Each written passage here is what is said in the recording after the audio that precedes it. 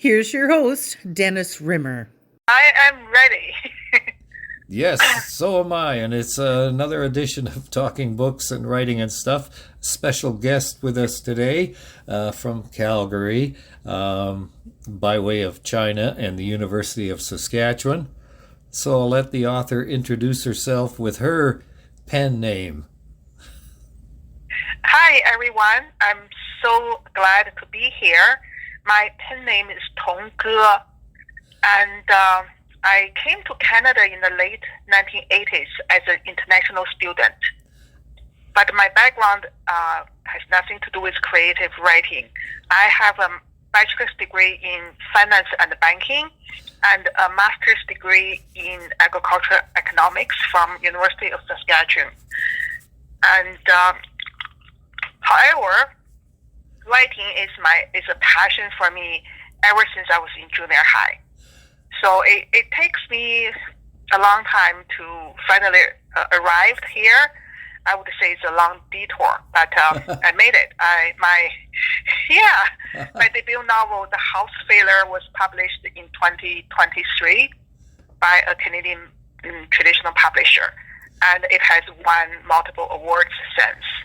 Yes, and right, and the book we have, Tong, I can call you that because I can pronounce that. Yes, yeah. For sure, yeah. The House Filler. So, can you give us a brief description of what the book is actually all about? This book is based on my grandmother's story. So my mother's mother, my maternal grandmother. The time span covers between 1920 and 1966. The protagonist's name is Golden Phoenix. So the story is told from Golden Phoenix's point of view. She went through wars, Japanese invasion, political upheaval, and poverty, and all that. She struggled to keep her family safe and together, but it was very hard.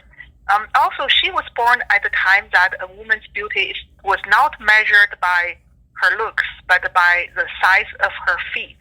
So the tinier the feet, the more desirable. Right. That has been a tradition, in China for like over 1,000 years.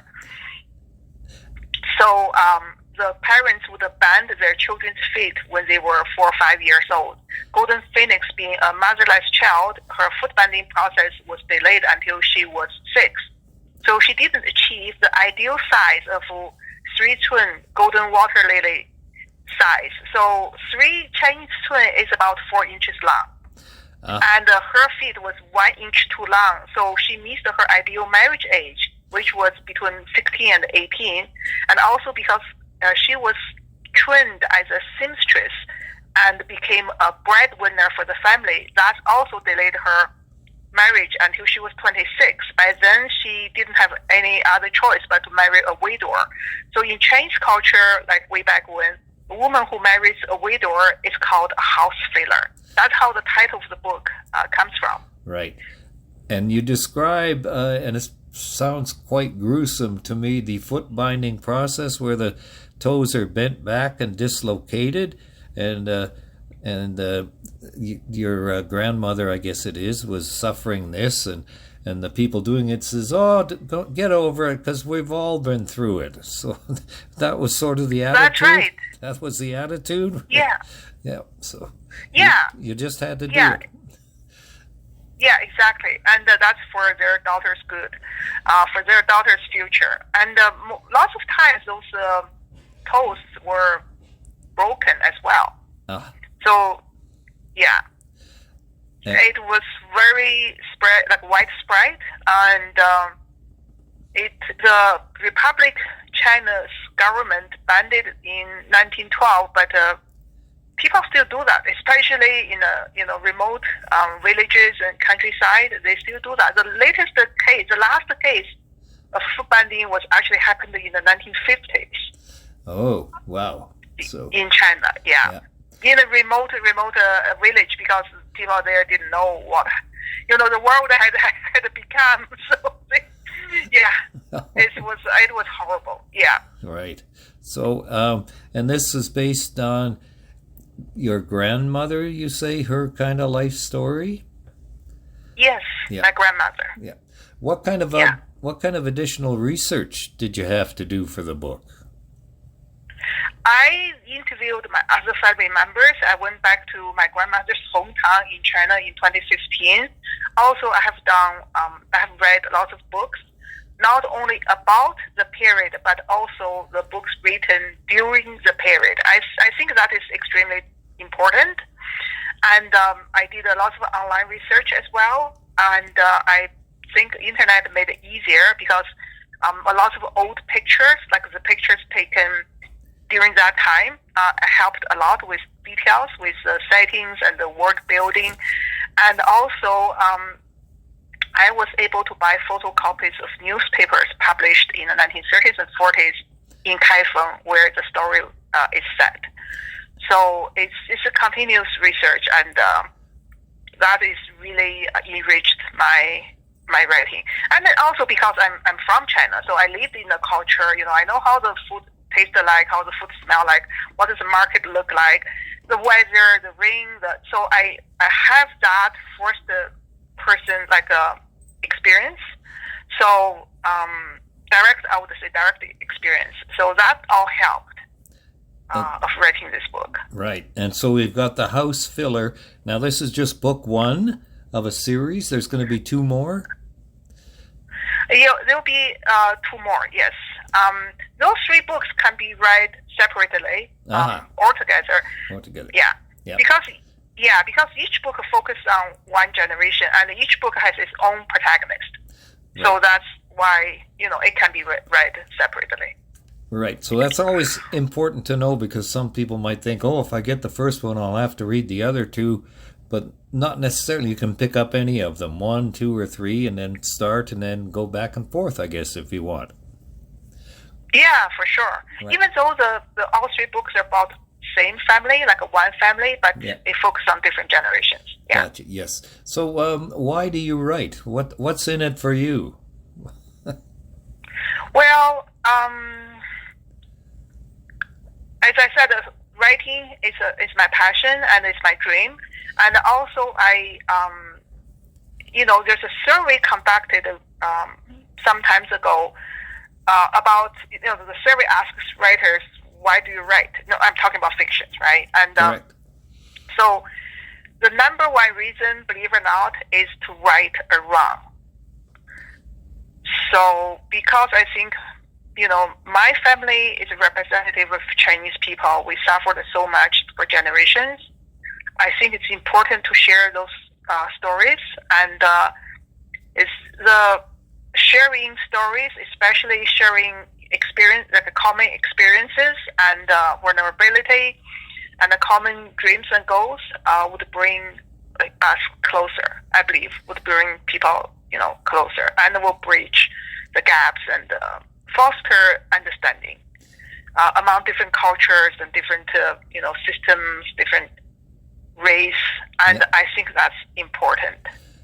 It is. And you said that you went to the University of Saskatchewan. Why did you select that university over all the others in the world? Well, in the 80s, we did not have money to come out study. There's only two ways to come out as an international student. One is sponsored by the Chinese government. The second one is called a self-sponsor or self-finance. And I was not sponsored by the government because it was very hard to get a government sponsorship if you don't have the right connection, if you're not a party member, if you don't have the status, if your family doesn't have the status. So my family didn't have all that. So I had to try to finance myself. The only way to do that was to apply for scholarship. So I actually applied for different universities in North America, and 4 graduate schools accepted me. 2 out of 4 provided a scholarship, and the University of Saskatchewan was one out of the 2. But the other one, the state's one, they were one semester later. Their admission time was one semester later. And at that time, you try to get out the earlier, the better. You never know. Like the government policy could change at any time. So I just have to choose the first available chance with a scholarship. Yeah. Perfect. So, were you learning or taught English before you came to Canada? We had to, because there's a exam for us to pass. Like we have to pass exam. It's an exam for foreign students for English, like test of English for foreign students. And we have to pass that exam in order to be accepted by the graduate school. And the abbreviation is called the TOEFL, TOEFL,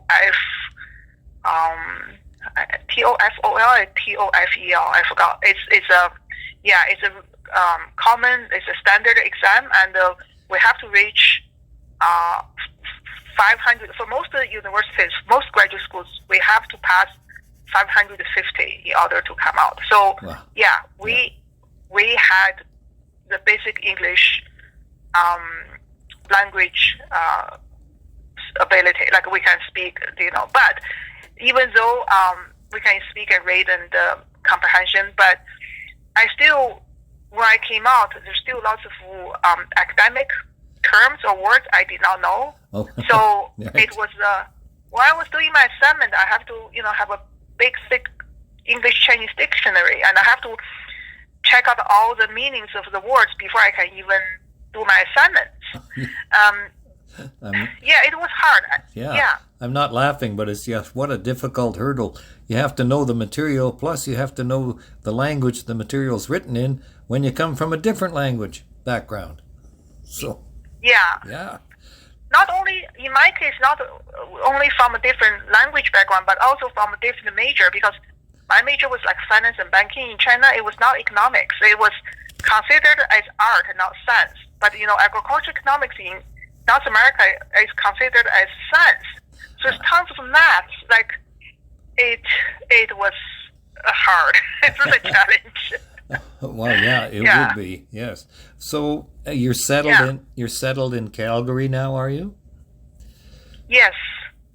And do you have a day job? Yes, I'm a financial planner. I'm a certified financial planner, so that's my day job. Okay. That's how I put food on table. Speaking of food, what is your favorite meal? Well, it's so many. I like all kinds of food, but Chinese food. I'm from like northern China, so northern China we mainly use wheat. Like northern Chinese mainly eat wheat, like noodles and the buns and dumplings and steamed buns and flatbread, so on and so forth. Southern people mainly eat rice. So I like both, but I think I'm still, I still like wheat food, like food made of wheat. There's just too many varieties. One day, if you have chance to go to China, you have to taste all kinds of food. No kidding. So, do you have you sort of picked up any Canadian habits or hobbies that you like now that you're here for a while? Oh yeah. Well, now I eat more like a healthy, because Chinese food also could be very unhealthy, right? Like very rich and very oily and heavy in salt and spices. Oh yes. I think Canadian, we're more aware about the health, so I try to eat healthy. And there's lots of habits. Now I think I'm half, but I spend more years in Canada than in China. Okay. So for instance, especially like about politeness, about speak diplomatically. I think Chinese culture, when we grew up, for instance, we don't say I love you. Like even two people love each other, they seldom say I love you. They say I like you, which means I love you. And they don't say thank you or like They don't say please, thank you, please, and thank you. They don't say I'm sorry. They usually don't say that. I mean, new generation is a bit better, but still, there's no much physical contact. For instance, like your parents, they don't hug each other. They don't hug you. I mean, once you're older than 5 years old, nobody hugs you. Yeah. So I'm more. Now I'm more like a Canadian in this aspects, right? And also you give courage to others. You help others. Let's say, just take writing for example. When we critique each other's writing, you're supposed to say both good things and the areas need to be improved.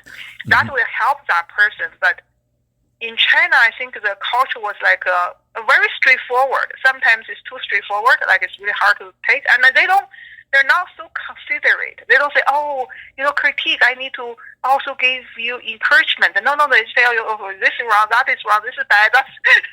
Right. So sometimes that doesn't help. It just discourages the person more than anything, I think. Exactly. Yeah. Exactly, yeah. So a couple more questions. So I think...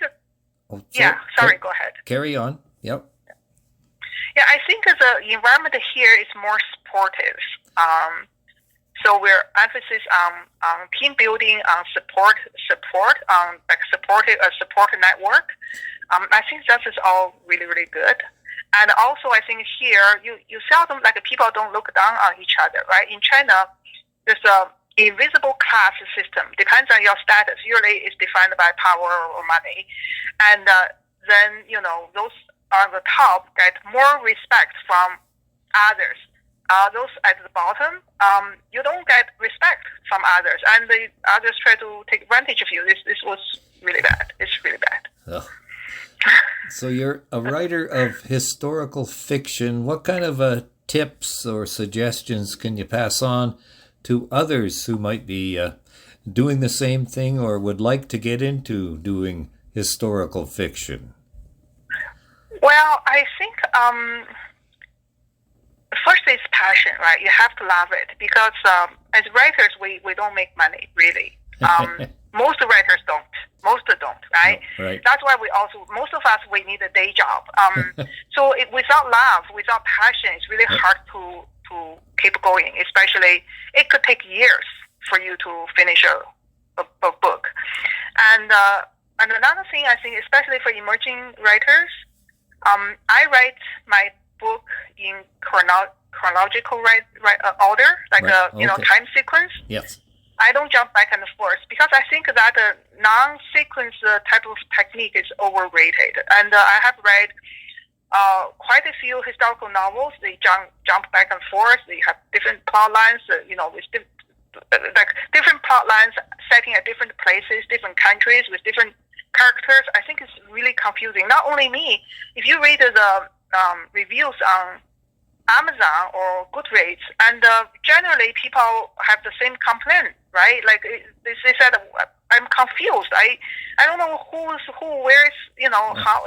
It's just it's very hard. That's a very hard technique to master, and you don't have to. I think it is overrated.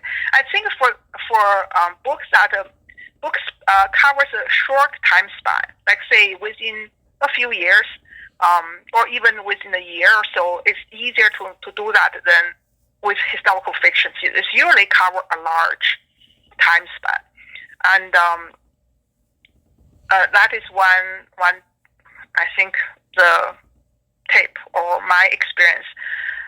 Another thing is that we all know we need to do research, but usually people focus on, okay, I need to get the events, historical events right. I need to get the major historical figures right. We all know that. But the small things like moral standard, like a cultural norm, like a family dynamic, like a relationship between parents and children, and women's right. It's like today. Today we're more tolerant and more improved from the past, but way back when we're talking about, if we talk about 100 years ago, it's not like that. And I think people sometimes unknowingly use today's culture, today's standard, today's thing, and put in the past. Those things are subtle, but it's not realistic, it's not believable. And I think people need to be careful about that. And also language, right? The modern language, 100 years ago, really, like, do we talk like this? Like, oh, this is super cool. Yeah. Or like, we don't really see it. And also about the rebellions of teenagers, right? I mean, I have read recently historical fictions.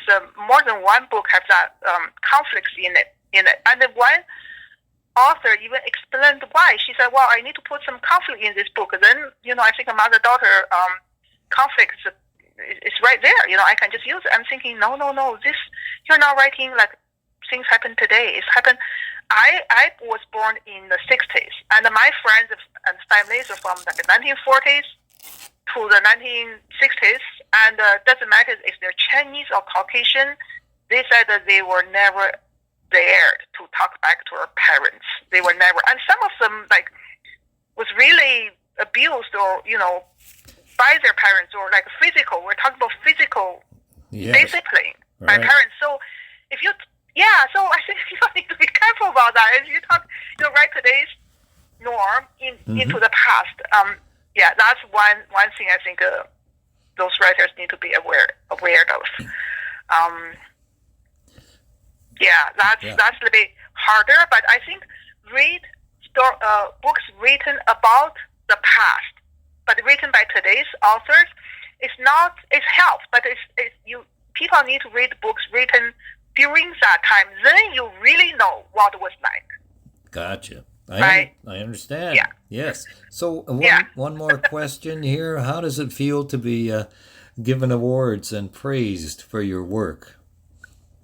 Oh, that's really great. I mean, it's a validation of my ability to write, especially when English is your second language. Like before publication, I did not know if I was good enough. That's why I really need a traditional publisher, because if I do self-publishing, I really did not know if my book is reached that level, right, to be publishable. Yes. Because and then after publication, then you still don't know if your book is where your book is at. So now at least it gave me that. So my book is not bad. It's not bad, and give me more confidence, and I can write better for my next book and book after. So I have more confidence. But then I'm the type of person, or even like my generation, or maybe something Chinese, it's just, oh, great, then what's next? Like, I don't celebrate, we don't celebrate enough, right? I mean, anyway. Yeah. So thank you. You have a website, do you? Oh, yes.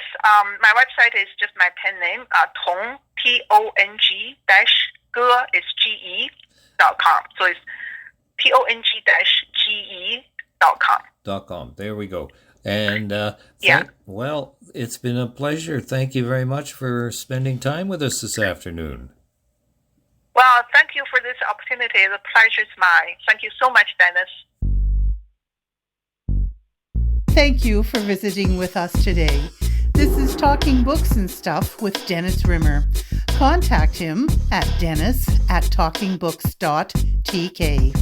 Thank you, and may all the good news be yours. Oh, and don't forget to check out his book, The Great Canadian Notebook, available across Canada and at amazon.ca.